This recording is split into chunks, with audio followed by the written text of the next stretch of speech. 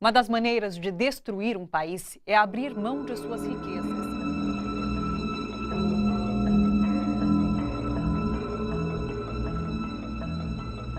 We economic hitmen really have been the ones responsible for creating this first truly global empire. And we work many different ways.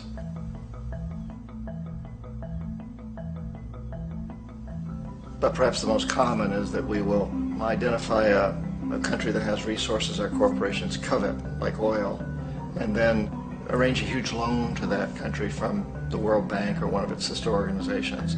But the money never actually goes to the country. Instead, it goes to our big corporations to build infrastructure projects in that country, power plants, industrial parks, ports, things that benefit a few rich people in that country, in addition to our corporations, but really don't help the majority of the people at all. However, those people, the whole country is left holding a huge debt. It's such a big debt they can't repay it, and that's part of the plan, that they can't repay it. And so at some point, we economic hitmen go back to them and say, listen, you owe us a lot of money, can't pay your debt, so sell your oil real cheap to our oil companies. Allow us to build a military base in your country, or send troops in support of ours to someplace in the world like Iraq, or vote with us on the next UN vote. To have their electric utility company privatized and their water and sewage system privatized and sold to U.S. corporations or other multinational corporations. So there was that whole mushrooming thing, and it's so typical of the way the IMF and the World Bank work, that you put a country in debt, it's such a big debt it can't pay it, and then you offer to refinance that debt and pay even more interest. And you demand this quid pro quo, which you call a conditionality or good governance, which means basically that they've got to sell off their resources, including many of their social services, their utility companies, their school systems sometimes, their penal systems, their insurance systems, to foreign corporations. So it's a double, triple, quadruple whammy. The precedent for economic hitmen really began back in the early 50s when democratically elected Mossadegh, who was elected in Iran, he was considered to be the hope for democracy in the Middle East and around the world. He was Time Magazine's Man of the Year. But one of the things that he'd run on and began to implement was the idea that foreign oil companies needed to pay the Iranian people a lot more for the oil that they were taking out of Iran. The Iranian people should benefit from their own oil. Strange policy. We didn't like that, of course. But we were afraid to do what we normally were doing, which was to send in the military. Instead, we sent in one CIA agent, Kermit Roosevelt, Teddy Roosevelt's relative. And Kermit went in with a few $1 million and was very, very effective and efficient. And in a short amount of time, he managed to get Mossadegh overthrown and brought in the Shah of Iran to replace him, who always was favorable to oil. And it was extremely effective.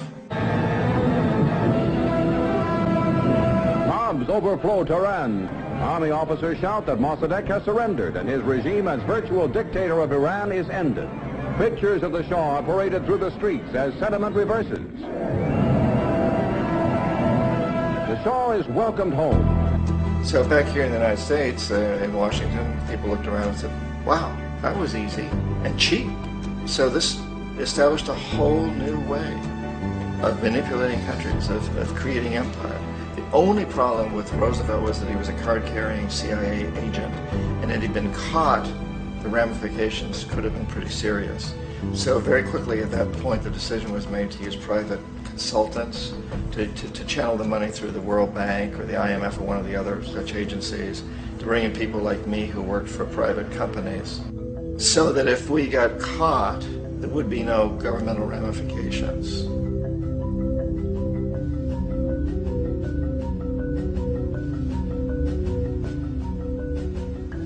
When Arbenz became president of Guatemala, the country was very much under the thumbs of United Fruit Company, the big international corporations. And Arbenz ran on this ticket that says, you know, we want to get the land back to the people.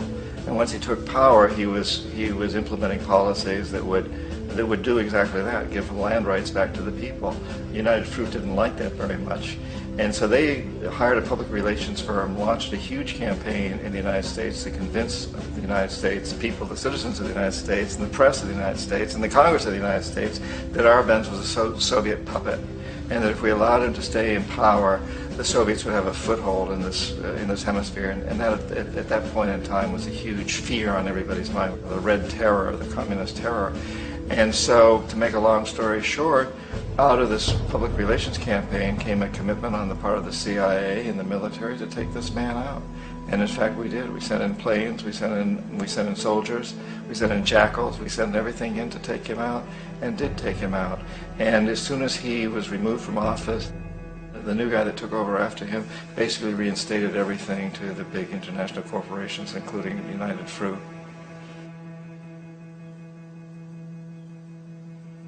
Ecuador for many, many years had been ruled by pro-U.S. dictators, often relatively brutal. Then it was decided that they were going to have a truly democratic election. Jaime Roldos ran for office, and his main goal, he said, as president would be to make sure that Ecuador's resources were used to help the people. And he won, overwhelming, by more votes than anybody had ever won anything in Ecuador. And he began to implement these policies to make sure that the profits from oil went to help the people. Well, we didn't like that in the United States. I was sent down as one of several economic hitmen to change Roldos, to corrupt him, to bring him around, to let him know, okay, you can get very rich, you and your family, if you play our game, but if you continue to try to keep these policies you've promised, you're going to go. He wouldn't listen. He was assassinated. As soon as the plane crashed, the whole area was cordoned off. The only people allowed in were U.S. military from a nearby base and some of the Ecuadorian military. When an investigation was launched, two of the key witnesses died in car accidents before they had a chance to testify. A lot of very, very strange things that went on around the assassination of Jaime Roldos. I, like most people who've really looked at this case, have absolutely no doubt that it was an assassination. And of course, in my position as an economic hitman, I was always expecting something to happen to Jaime, whether it be a coup or assassination, I wasn't sure, but that he would be taken down because he was not being corrupted. He would not allow himself to be corrupted the way we wanted to corrupt him. Omar Torrijos, president of Panama, was, one of my favorite people. I really, really liked him. He was very charismatic. He was a guy who really wanted to help his country. And when I tried to bribe him or corrupt him, he said, look, John, he called me Juanito. He said, look, Juanito, I don't need the money. What I really need is for my country to be treated fairly. I need for the United States to repay the debts that you owe my people for all the destruction you've done here. I need to be in a position where I can help other Latin American countries win their independence and be free of this terrible presence from the north that you people are exploiting us so badly. I need to have the Panama Canal back in the hands of the Panamanian people. That's what I want. And so, leave me alone. Don't try to bribe me. It was 1981, and in May, Jaime Roldos was assassinated. And Omar was very aware of this. Torrijos got his family together and he said, I'm probably next, but it's okay because I've done what I came here to do. I've renegotiated the canal. The canal will now be in our hands. He just finished negotiating the treaty with Jimmy Carter. In June of that same year, just a couple of months later, he also went down in an airplane crash, which there's no question was executed by CIA-sponsored jackals. Tremendous amount of evidence that one of Torrijos' security guards handed him at the last moment as he was getting on the plane a tape recorder, a small tape recorder that contained a bomb.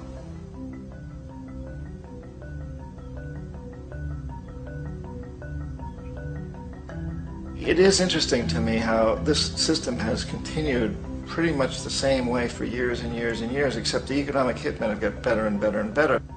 Then we come up with, very recently, what happened in Venezuela. In 1998, Hugo Chavez gets elected president, following a long line of presidents who had been very corrupt and basically destroyed the economy of the country. And Chavez was elected amidst all that. Chavez stood up to the United States, and he's done it primarily demanding that Venezuelan oil be used to help the Venezuelan people. Well, we didn't like that in the United States. So in 2002, a coup was staged, which there's no question in my mind, and most other people's minds, that the CIA was behind that coup.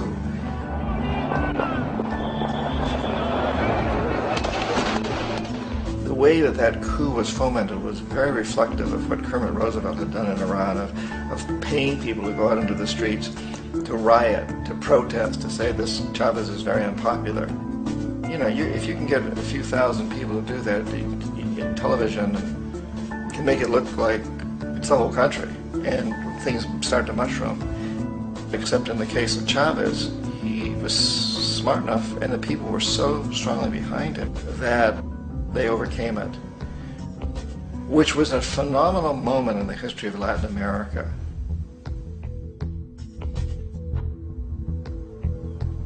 Iraq actually is a perfect example of the way the whole system works. So we economic hitmen are the first line of defense. We go in, we try to corrupt governments and get them to accept these huge loans, which we then use as leverage to basically own them. If we fail, as I failed in Panama with Omar Torrijos and in Ecuador with Jaime Roldos, men who refused to be corrupted, then the second line of defense is we send in the jackals. And the jackals either overthrow governments or they assassinate. And once that happens and a new government comes in, boy, it's going to toe the line, because the new president knows what will happen if he doesn't. In the case of Iraq, both of those things failed. Economic hitmen were not able to get through to Saddam Hussein. We tried very hard. We tried to get him to accept a deal very similar to what the House of Saud had accepted in Saudi Arabia, but he wouldn't accept it. And so the jackals went in to take him out. They couldn't do it. His security was very good. After all, he had one time worked for the CIA. He'd been hired to assassinate a former president of Iraq and failed, but he knew the system. So in '91 we send in the troops and we take out the Iraqi military. So we assume at that point that Saddam Hussein is going to come around. We could have taken him out, of course, at that time, but we didn't want to. He's the kind of strong man we like. He controls his people. We thought he could control the Kurds and keep the Iranians in their border and keep pumping oil for us. And that once we took out his military, now he's going to come around. So the economic hitmen go back in the 90s without success. If they'd had success, he'd still be running the country. We'd be selling him all the fighter jets he wants and everything else he wants. But they couldn't. They didn't have success. The jackals couldn't take him out again. So we sent the military in once again, and this time we did the complete job and took him out, and in the process created for ourselves some very, very lucrative construction deals. We had to reconstruct a country that we essentially destroyed, which is a pretty good deal if you own construction companies, big ones. So, you know, Iraq shows the three stages. The economic hitmen failed there, the jackals failed there, and as a final measure, the military goes in. And in that way, we've really created an empire, but we've done it very, very subtly. It's clandestine. All the empires of the past were built on the military, and everybody knew they were building them. So the British knew they were building them, the French, the Germans, the Romans, the Greeks, and they were proud of it. And they always had some excuse, like spreading civilization, spreading some religion, something like that. But they knew they were doing it. We don't. The majority of the people in the United States have no idea that we're living off the benefits of a clandestine empire, that today there's more slavery in the world than ever before. And then you have to ask yourself, well, if it's an empire, then who's the emperor? Obviously, our presidents of the United States are not emperors. An emperor is someone who's not elected, doesn't serve a limited term, and doesn't report to anyone, essentially. So you can't classify our presidents that way. But we do have what I consider to be the equivalent of the emperor, and it's what I call the corporatocracy. The corporatocracy is this group of individuals who run our biggest corporations, and they really act as the emperor of this empire. They control our media, either through direct ownership or advertising. They control most of our politicians because they finance their campaigns, either through their corporations or through personal contributions that come out of the corporations. They're not elected, they don't serve a limited term, they don't report to anybody. And at the very top of the corporatocracy, you really can't tell whether a person's working for a private corporation or the government because they're always moving back and forth. So, you've got a guy who one moment is the president of a big construction company like Halliburton, and the next moment he's vice president of the United States, or the president who is in the oil business. And this is true whether you've got Democrats or Republicans in the office. You have to moving back and forth through the revolving door. And in a way, our government is invisible a lot of the time, and its policies are carried out by our corporations on one level or another. And then again, the policies of the government are basically forged by the corporatocracy and then presented to the government. They become government policy. So it's an incredibly cozy relationship. This isn't a conspiracy theory type of thing. These people don't have to get together and plot to do things. They all basically work under one primary assumption, and that is that they must maximize profits regardless of the social and environmental costs.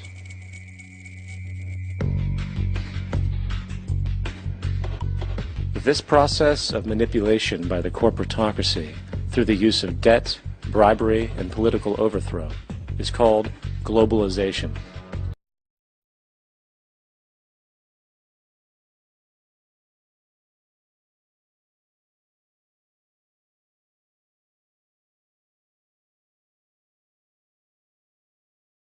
Estamos de volta com o nosso programa especial de aniversário de 6 anos da TVT.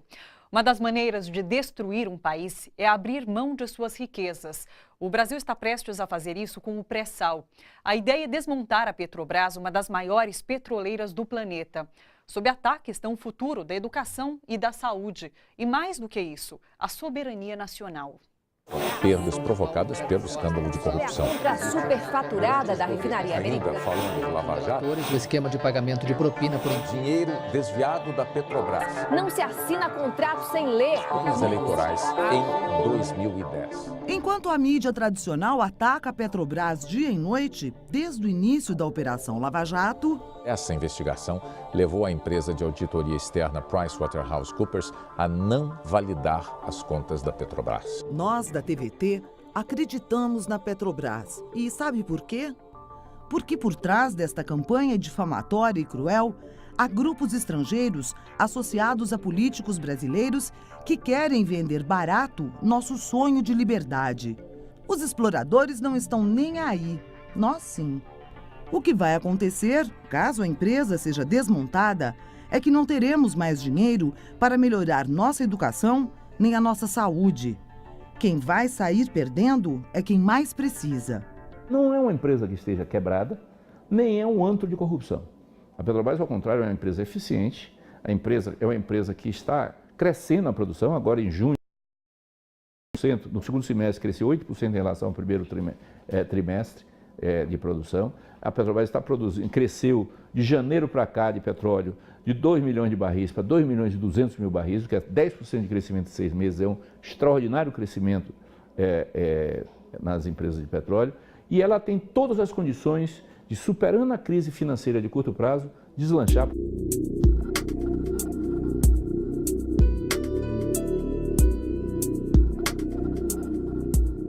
Ao contrário do que a grande mídia diz, a Petrobras tem capital. Hoje, a empresa tem 25 bilhões de dólares em caixa e anunciou que pode pagar todas suas dívidas até o fim de 2017. Se faltar, a China já colocou à disposição da companhia uma linha de crédito para qualquer emergência. A grande mídia diz: ora, mas a empresa deve 500 bilhões de dólares. Isso não é dívida, é investimento, porque a Petrobras tem reservas. Vamos fazer uma conta? O pré-sal tem de 180 a 270 bilhões de barris de petróleo de excelente qualidade no fundo do mar. Com o barril custando hoje cerca de 45 dólares, na pior das hipóteses, temos petróleo equivalente a 3 vezes o que eles chamam de dívida, tudo guardado no fundo do mar. As reservas são apenas o que já foi encontrado. No fundo do mar pode haver ainda mais. A Petrobras também tem tecnologia. Pode extrair com eficiência, sem precisar de ajuda de ninguém. Mas sozinha demoraria muito tempo. Por isso, em 2010, o governo decidiu pelo regime de partilha. Funciona assim: um parceiro se associa à empresa num campo de exploração, investe, mas quem opera o campo somos nós. E 30% de tudo que for produzido fica aqui. Para operar um campo, é preciso de plataformas, sondas, navios. Tudo isso é conteúdo nacional, que gera empregos e mais riqueza. Fora o petróleo cru, como se diz, a empresa tem refinarias capazes de produzir matérias-primas mais valiosas.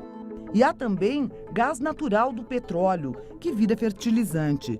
O que permitiria que, em pouco tempo, o Brasil, um dos maiores produtores de alimentos do planeta, deixasse de importar adubos para a agricultura.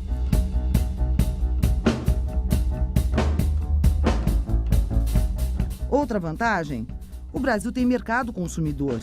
Muito do que será produzido, de combustíveis a bens de consumo, pode ser consumido aqui mesmo. Em funcionamento, esta estrutura é capaz de, em pouco tempo, transformar o Brasil numa potência mundial.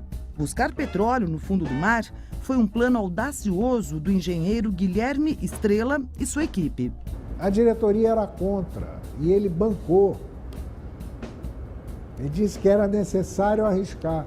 É o próprio Estrela quem fala sobre o que está em risco: a nossa soberania. A soberania nacional, ela representa o poder de qualquer país de decidir sobre o seu futuro, em seu próprio interesse, de construir a sua indústria, construir as suas fábricas, construir os seus meios de comunicação, né, independente de países e de conhecimento de estrangeiros. Então, a detenção da tecnologia e do conhecimento e de científico e tecnológico e do conhecimento de engenharia para projetos de engenharia, para produzir produtos que nos sirvam para efetivamente decidir o nosso destino, é fundamental. 63 anos se passaram. De lá para cá, a frase dita pelo então presidente Getúlio Vargas continua atual: o petróleo é nosso. Mas até quando?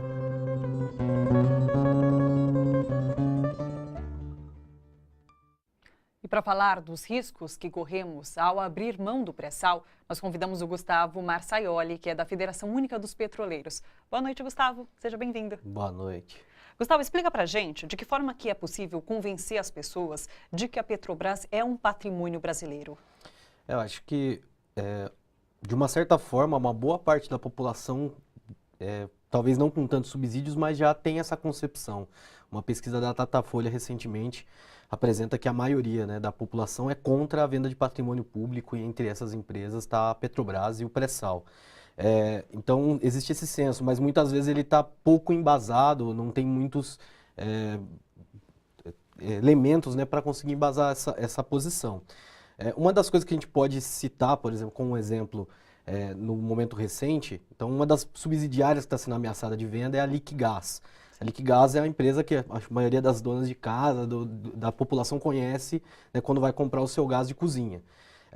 Hoje, a Liquigás, junto com outras 4 empresas, ou seja, 5 empresas de todo o mercado nacional, dominam 90% de todas as vendas de gás doméstico. Então, hoje, essa ameaça de venda da Liquigás, né, os grandes interessados na compra são as outras empresas que já atuam no mercado. Isso vai ter uma concentração das empresas que prestam esse serviço. Então, consequentemente, se a Liquigás for vendida, a possibilidade imensa de que haja um aumento do valor do gás para consumo doméstico. Então, isso é um exemplo que a gente pode dar para a população para entender como é importante o papel da Petrobras para regular o mercado. A Liquigás ela foi adquirida justamente para regular melhor o mercado, para o governo ter uma interferência dentro do mercado de gás doméstico. E a mesma lógica vale para a questão dos combustíveis. Uma coisa que as pessoas precisam saber e não sabem, né, mistifica-se muito esse assunto do petróleo e da Petrobras, é que, por exemplo, durante a subida dos preços, né, do petróleo, quando chegou lá a mais de $120 um barril, esse valor não foi repassado. A gasolina ela continua estável durante todo esse tempo. E aí, muitas vezes, a pessoa não tem esse entendimento e acha que se é público deveria ser de graça, gasolina. Não, né? Mas a Petrobras ela tem como regular esse preço e não repassar essas oscilações do mercado de petróleo para toda a população num curto espaço de tempo. Então, isso faz com que a economia seja mais estável, seja mais previsível e todos ganham com isso. Porque essas são medidas que afetam diretamente a população, né? Porque como convencer essas pessoas a saírem às ruas em defesa da Petrobras? Eu acho que essa, por exemplo, é uma excelente iniciativa, né? A TVT ela é uma das pouquíssimas emissoras que estão fazendo um debate mais qualificado sobre esse tema do petróleo, né? Então, hoje, acho que a população, até a gente tem alguns sites de campanha para divulgar, um deles é o pressalnãoabromão.com.br e o pressalemjogo.com.br. Então, são também formas que tem de você entrar lá, você com 2, 3 cliques, você vai preencher um abaixo-assinado contra a venda do pré-sal e também tem como disparar e-mail para todos os senadores e deputados. Então, essa pressão da população é muito importante. E sair às ruas, eu acho que é um desafio imenso hoje que a gente tem, que hoje o grande elemento que a gente tem para jogar isso desde julho de 2013, né? As redes têm esse protagonismo na questão da mobilização social e é uma coisa realmente extremamente preocupante, quando a gente não vê a mesma mobilização que se tem para outras pautas na defesa da Petrobras, que hoje a gente tem que pensar que ela é uma das últimas empresas do ramo industrial que tem controle estatal.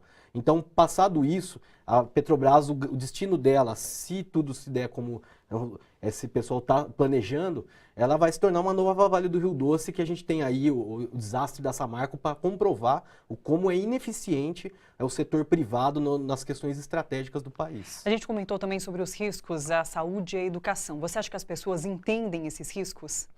Não, a maioria das pessoas não entendem e é até bastante curioso, né? A gente tem conversado muito com as pessoas, né, ido para a rua, nas escolas, enfim. Muitas pessoas perguntam para a gente, mas o pré-sal vai demorar muito para a gente explorar, ou a gente não tem, existe uma que o pessoal chama de síndrome de vira-lata do brasileiro, a Petrobras não tem condição de explorar o pré-sal, e as pessoas não sabem que hoje o pré-sal já corresponde a 40% da produção de petróleo e gás no Brasil. Então hoje 40% do que vai no tanque de combustível de qualquer pessoa que abastece o carro já vem do pré-sal. E as pessoas não têm essa dimensão. Quanto mais do modelo de partilha que hoje destina uma parte dos lucros, né, da exploração para a saúde e educação. E isso não está explicado, isso não está claro para as pessoas. Eu tenho certeza que se as pessoas tivessem a dimensão do volume de dinheiro que vai ser destinado para a saúde e educação com o pré-sal, a mobilização, sem dúvida nenhuma, seria maior. Muito maior. Então...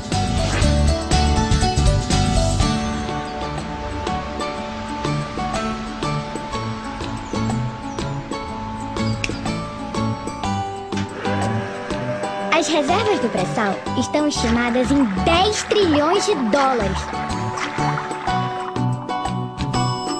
Quantia suficiente para erradicar todas as mazelas do nosso país.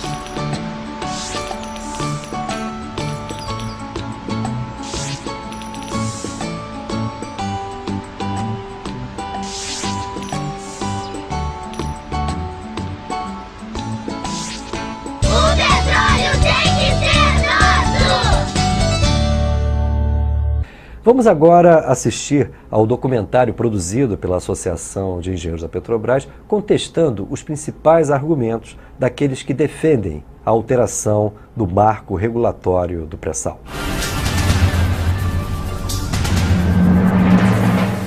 A minha ideia é que realmente é algo urgente de ser votado.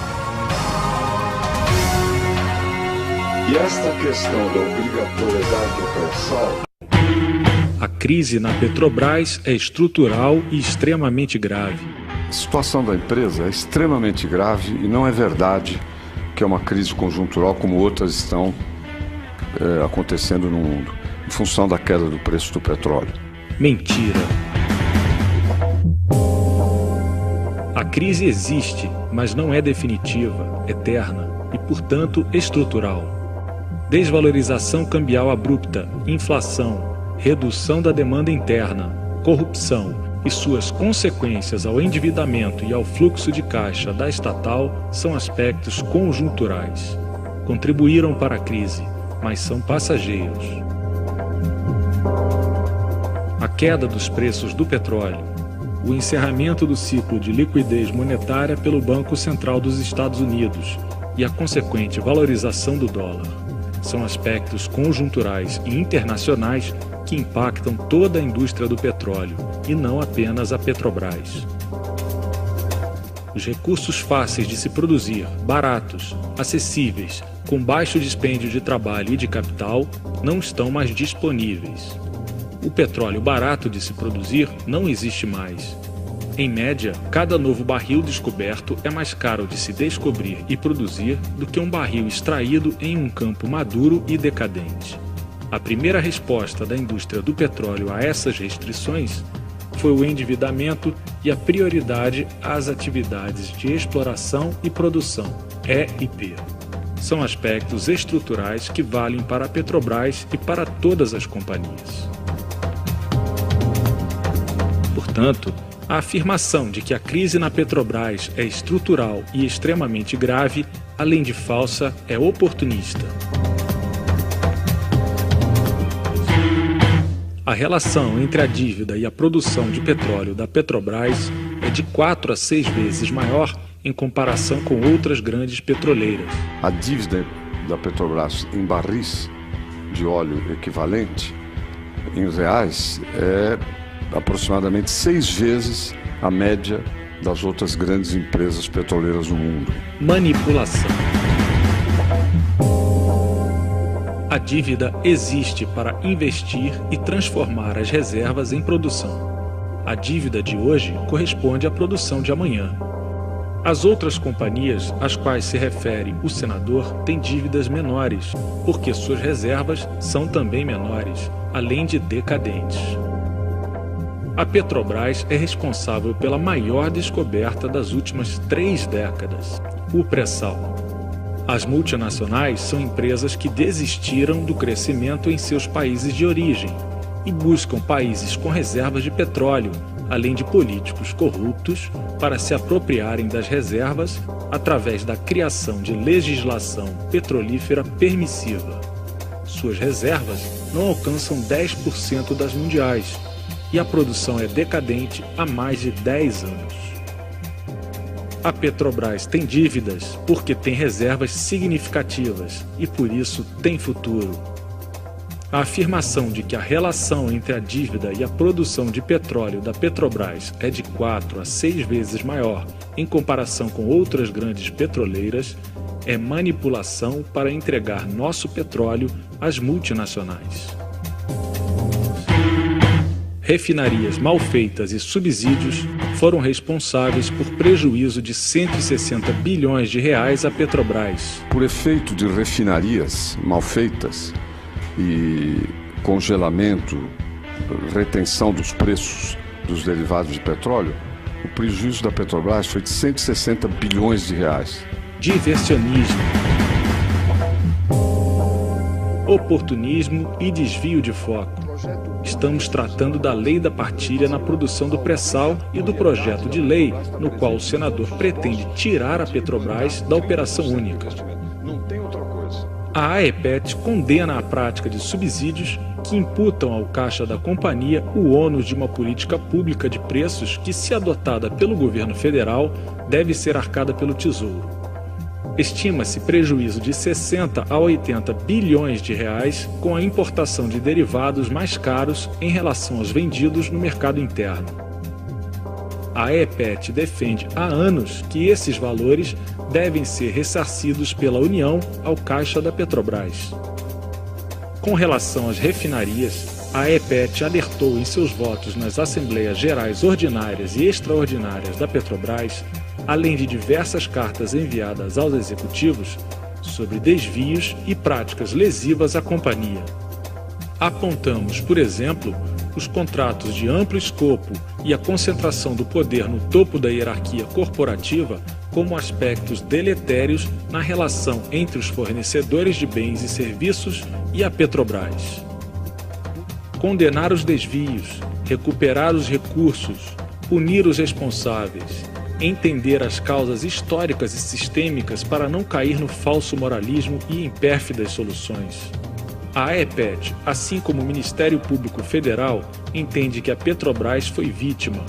Sendo assim, como vítima, não pode ser condenada com seu alijamento da liderança do pré-sal e assim, novamente, vilipendiada.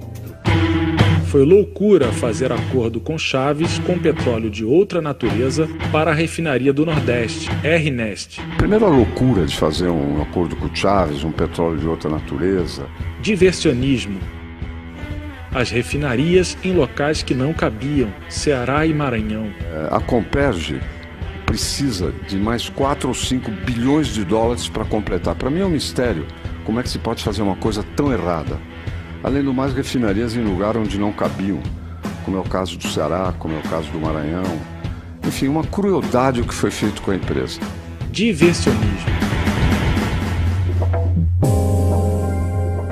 O que o acordo com o Chaves sobre a refinaria, ocorrido antes da descoberta do pré-sal, tem a ver com o projeto que tira a Petrobras da operação única no pré-sal. A AEPET critica os critérios adotados para a alocação das refinarias, assim como a forma como foram conduzidos seus projetos. Entendemos que existem critérios econômicos e também aspectos políticos referentes ao desenvolvimento regional. O tema é complexo, não é razoável tratá-lo quando o que se debate é a revisão da lei da partilha do pré-sal. Os argumentos são diversionistas, uma manobra para desvio do foco.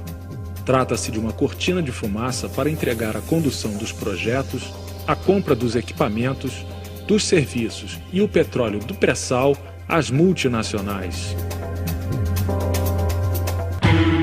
A cessão onerosa foi uma farsa, porque a União não deu nem um centavo para a Petrobras. O governo protagonizou também uma farsa com a Petrobras, que foi a famosa capitalização. 75 bilhões de dólares. Na verdade, não deu nem um centavo para a Petrobras. O que ele deu foi a área de potencialmente com 5 bilhões de barris, mas registrou isso como para o aumento de capital da empresa. Não deu dinheiro. Não é um dinheiro que a empresa pôde trazer para o seu ativo e, a partir daí, financiar investimentos e tudo mais. Mentira, manipulação e diversionismo. A AEPET esclarece que na cessão onerosa, a Petrobras paga determinado valor para ter direito à exploração de até 5 bilhões de barris de petróleo e gás natural. O projeto da cessão onerosa prevê a capitalização simultânea da Petrobras, o que corresponde a uma nova emissão de ações, que são vendidas com privilégio dos atuais acionistas, inclusive a União. Os recursos da capitalização servem para novos investimentos, inclusive o pagamento da cessão onerosa. A União trocou seu petróleo por maior participação societária na Petrobras capitalizada. O processo de capitalização foi o maior da história e trouxe mais de 70 bilhões de dólares para a Petrobras investir no desenvolvimento do pré-sal. A AEPET reitera que não se trata de uma farsa, é uma das alternativas legais que o governo dispõe para desenvolver os recursos do pré-sal. Redução da produção planejada para 2020. Aí está a atual diretoria, meio perdida, já fez um plano de revisão de metas, diminuiu para começo da próxima década em 37%, 1,4 bilhão de barris. Manipulação e diversionismo. Senador Serra, não tente desqualificar a liderança da Petrobras no pré-sal por conta da redução da produção planejada para 2020. Todas as petrolíferas do mundo estão revisando seus planos, postergando ou cancelando investimentos, em virtude da queda dos preços do petróleo, da recessão mundial com a diminuição da demanda por combustíveis, além da elevação dos custos médios de exploração e produção. Não cabe, portanto, adotar esse critério para arbitrar quem tem ou não tem condições de operar no pré-sal. Além disso, acelerar a produção para 2020 com exportação de elevados excedentes não é muito inteligente. Não há garantia de que o preço do barril já estará recuperado. A afirmação de que a redução da produção planejada para 2020 desqualifica a Petrobras para operar no pré-sal, enquanto qualifica as multinacionais, é falsa, manipuladora e diversionista. O esquema do pré-sal fica virtualmente paralisado. A empresa não tem dinheiro para nada. Não há a mais remotíssima sopro de possibilidade do governo federal botar dinheiro na situação em que o governo federal está, né? E, portanto, o esquema do pré-sal fica virtualmente paralisado. Mentira. Qual o esquema, senador? A produção do pré-sal alcança mais de 1 milhão de barris de petróleo equivalente por dia, em tempo recorde, na vanguarda tecnológica, na fronteira exploratória mundial, em velocidade sem paralelo na história dos campos em águas profundas no Golfo do México ou no Mar do Norte. Se o referido esquema diz respeito à produção do pré-sal, a afirmação é falsa. A Petrobras não tem e não terá recursos para garantir a participação mínima de 30%, além da operação dos campos do pré-sal garantidas pela lei da partilha. Então, o pré-sal fica paralisado. Na lei da partilha, foi fixado que a Petrobras seria operadora única do pré-sal. Única. Ou seja, as associadas não são operadores. E que poria pelo menos 30% do investimento. A Petrobras não tem esse dinheiro, não terá, não é uma conjuntura, não terá esse dinheiro por muitos anos. Então o pré-sal fica paralisado. Mentira. Afirmação profética, apocalíptica e falsa.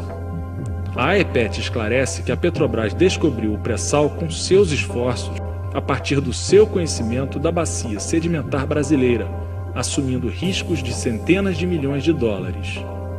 A descoberta pioneira se deu no campo de Tupi, hoje altamente produtivo. No campo de Libra, devolvido pela operadora Shell à ANP e declarado não comercial, a Petrobras assumiu a operação e também alcançou o pré-sal.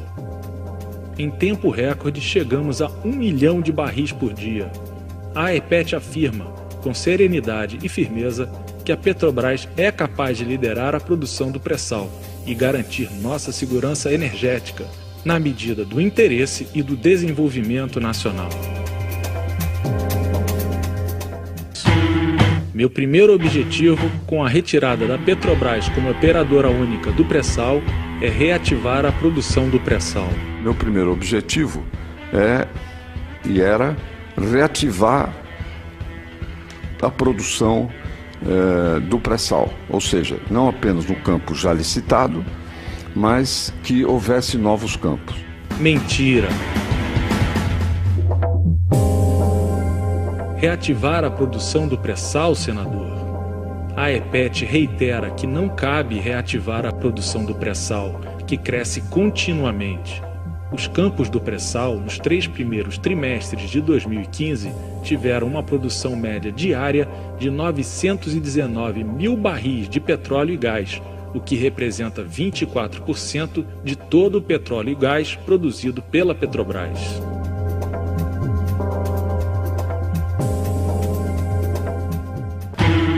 Títulos de 100 anos com taxa de 8,45% ao ano é uma loucura. Com 7% ao ano, duplicaria em 10 anos. Ali vocês têm mais dados sobre a situação financeira da empresa. A ADR da companhia caiu de 10 para 4 em setembro. Ela lançou títulos de 100 anos, em 1º de junho, com taxa de 8,45% por ano, que é uma loucura uma taxa de 100 anos. É uma loucura. Leve em conta que, se a taxa for de 7%, a dívida duplica a cada 10 anos. Manipulação e diversionismo. O que o senador aponta ser um desastre foi relatado como um sucesso por diversos meios que cobrem o setor financeiro. A captação foi de 2,5 bilhões de dólares, mas havia disponível 13 bilhões, o que desmente os catastrofistas e evidencia a capacidade de obtenção de crédito de longo prazo pela estatal. Meu objetivo é patriótico: produzir no pré-sal. Mas meu objetivo qual é? Eu disse patriótico. O quê? Produzir no pré-sal. Mentira se a pátria for o Brasil. Quem vai produzir? Como e a que velocidade? Para atender às necessidades de quem? Em benefício de quem? Qual país se desenvolveu a partir da exploração e exportação de seus recursos naturais finitos por corporações estrangeiras? A AEPET sustenta que devemos usar a riqueza do petróleo brasileiro para atendimento às nossas necessidades e alavancar o nosso desenvolvimento. Promover uma indústria forte e diversificada com o máximo usufruto social. Construir a infraestrutura para a produção das energias renováveis e preparar nossa sociedade para o futuro. Se a pátria for o Brasil, a afirmação é falsa. O projeto não mexe na partilha e no conteúdo nacional. Devem ter ouvido que a acusação, que vai terminar o método da partilha, etc. A gente vê. Eu acho inacreditável ver as pessoas afirmando isso. E é só pegar o projeto e ver que ele não altera método de partilha. Para mim, deliberadamente. Segundo, não mexe na questão do conteúdo nacional. Diversionismo. O melhor do projeto é o que ele não faz. A AEPET alerta que as multinacionais do petróleo condenam a política do conteúdo nacional. A operação do pré-sal envolve a elaboração dos projetos, a condução dos empreendimentos, além da compra dos equipamentos e serviços. Ceder a operação às companhias que são contrárias à política do conteúdo local é enfraquecer essa política pública. É acentuar as contradições entre o interesse privado e o público, até que a própria política seja revista mediante a nova realidade da internacionalização da operação do pré-sal. Eu troco o ônus pelo bônus. A Petrobras tem a preferência de operar os campos do pré-sal. O projeto estabelece, eu queria que todos prestassem atenção, que a Petrobras mantém a sua preferência no pré-sal. Ou seja, ela fica livre do ônus e tem o bônus. Eu troco o ônus pelo bônus. Mentira e manipulação. 15. Estou apenas livrando a Petrobras de uma amarra. Eu posso abrir outros campos para leilão e a Petrobras não é obrigada a entrar. Eu estou apenas livrando a Petrobras de uma amarra. Mentira e manipulação. A AEPET elucida que a operação tem caráter estratégico e por isso as multinacionais estão tão mobilizadas em alijar a Petrobras da operação única. Elas têm interesse em acelerar a realização dos leilões no pré-sal. Buscam a propriedade do petróleo para a exportação, para recuperar suas reservas e produção decadentes. A operação única da Petrobras é um entrave para que alcancem tal objetivo. Se a lei do senador Serra passar no Congresso, as multinacionais direcionam seu lobby para o Ministério de Minas e Energia, ao Conselho Nacional de Política Energética, a ANP e à Presidência da República, para acelerar a realização dos leilões, visando obter elevados excedentes para exportação. A AEPET, coerente com sua história na defesa da Petrobras e do petróleo para a maioria dos brasileiros, está envidando todos os seus esforços para que este projeto de lei não passe. O regime de concessão, a partir de 1997, foi muito bem sucedido. Capital estrangeiro, nós temos 3 métodos hoje em andamento de produção. A concessão, que foi a partir de 97, que foi um método muito bem sucedido. Mentira e diversionismo. 17. A produção aumentou uma enormidade entre 1997 e 2002 e a partir daí desacelerou. Confluindo também com investimentos que já haviam sido feitos, a produção aumentou uma enormidade. Eu acho que 2 ou 3 vezes no período de 97 e 2002. E 2012, no período 97 e 2002. e a partir daí desacelerou. Manipulação e diversionismo. A EPET esclarece que qualquer campo de petróleo, seja concedido, partilhado ou sob monopólio, para ser desenvolvido e entrar em produção, precisa entre 8 e 10 anos de trabalho e investimentos. Não se pode medir o sucesso do regime de concessão adotado em 1997 pela produção alcançada entre 1997 e 2002. As consequências da concessão, em termos de produção, poderiam ser avaliadas a partir de 2007. A aceleração da produção entre 1997 e 2002 se deve ao regime do monopólio que foi quebrado em 1997. É apenas capital estrangeiro, como tem nas concessões. Naquela seção vendida, que a Petrobras que entrou como aporte de capital do governo, é uma área que é da Petrobras. A outra, que é da concessão, tem capital estrangeiro. Já tem capital estrangeiro. Já tem empresas. Não importa se muitas ou se poucas. E também não é argumento dizer eu não quero ter empresa estrangeira porque elas não entram. O pior que pode acontecer é não entrar. Né? Se fosse esse pudim cobiçoso, delicioso que se pinta, eles poderiam entrar, mas também pode não entrar. É apenas uma abertura para isso. Né? Não há nada especial nesse assunto. É capital estrangeiro, como teve na área de concessões e tem ainda. Diversionismo. Quanta candura para se referir ao capital estrangeiro. Sim, senador, é tão somente o capital internacional em busca da propriedade do petróleo brasileiro para exploração, para obter lucros máximos no curto prazo, para contratar serviços e bens de seus países de origem, como fazem no Iraque, na Nigéria, em Angola e em outros países. É apenas a isso a que a EPET se dedica para que não aconteça também no Brasil.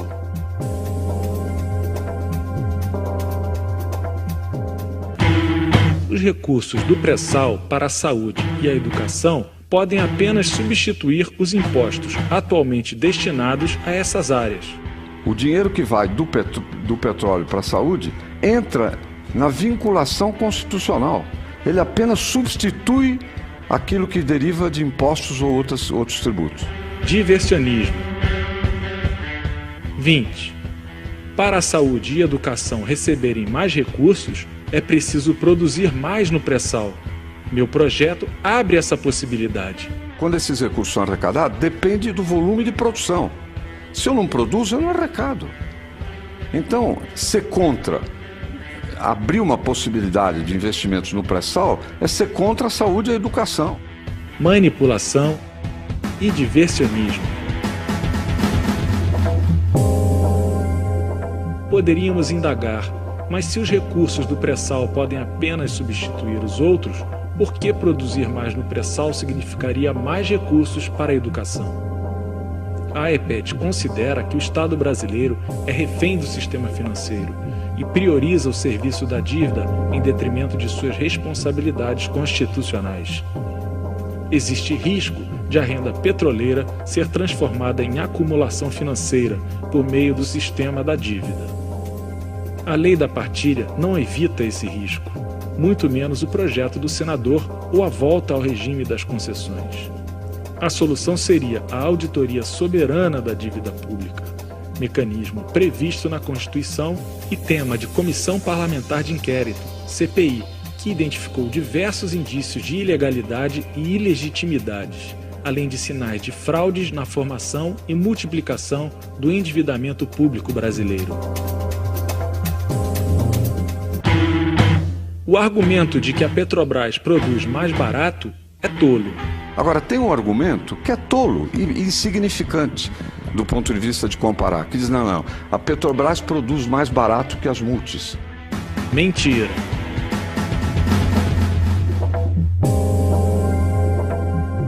A Chevron foi protagonista de um dos maiores desastres ambientais no Brasil, quando explorava um poço de 1,2 mil metros de profundidade na Bacia de Campos.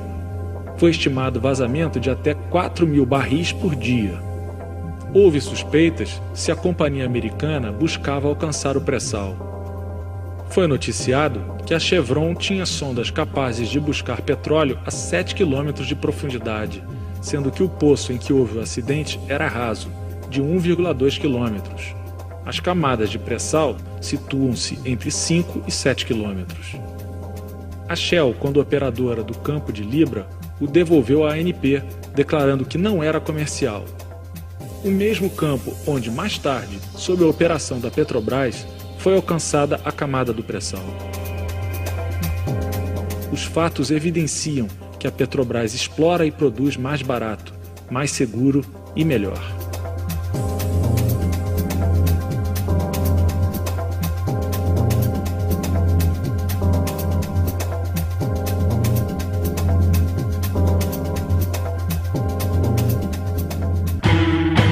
Eu defendo o reajuste automático dos derivados. Eu defendo um sistema de reajuste de preços automático, que a Petrobras não possa ser usada como instrumento de política econômica.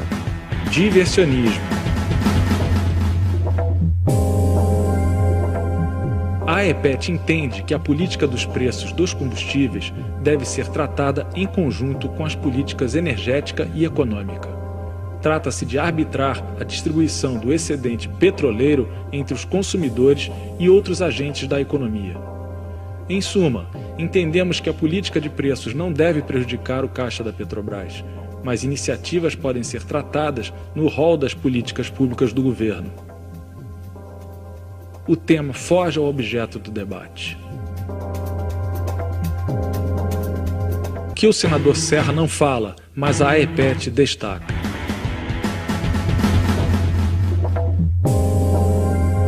O senador Serra não falou da importância geopolítica e estratégica para um país ter o controle sobre o destino de sua produção de petróleo. Ao introduzir um ente privado e estrangeiro na exploração de seu petróleo, o país está abrindo mão da possibilidade de usar a garantia de fornecimento de petróleo a curto e médio prazo como um argumento de comércio e convencimento internacional. Serra também não falou da tendência natural das empresas estatais terem maiores cuidados com o meio ambiente que as empresas privadas, por estas priorizarem tanto o lucro. O que aconteceu com a Chevron em Frade é revelador. Esta empresa economizou tanto nos investimentos que tornou o projeto inseguro, resultando no conhecido acidente. Pelo mesmo motivo, a Petrobras consegue retirar mais óleo de um campo que empresas privadas, que visam uma produção rápida para maximizar a rentabilidade, apesar de comprometer a retirada total de petróleo do campo. As empresas privadas tendem a realizar a chamada produção predatória. A AEPET sustenta que o melhor para a maioria dos brasileiros é ter a Petrobras na liderança da exploração do pré-sal, na condição de operadora única.